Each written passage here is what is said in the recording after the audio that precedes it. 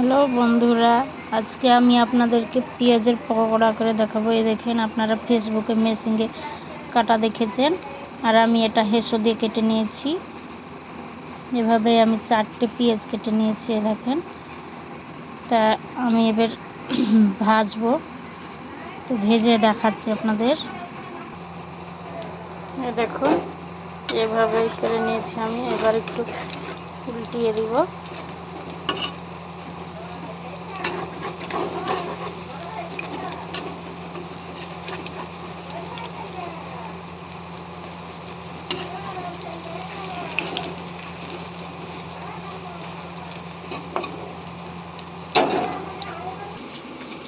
এই দেখুন, এইরকম হয়েছে। আমি ভেজে নিয়েছি 4টে পেঁয়াজের পকোড়া।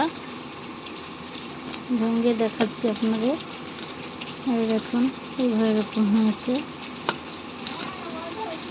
খুব গরম, হাত দেওয়া যাচ্ছে না।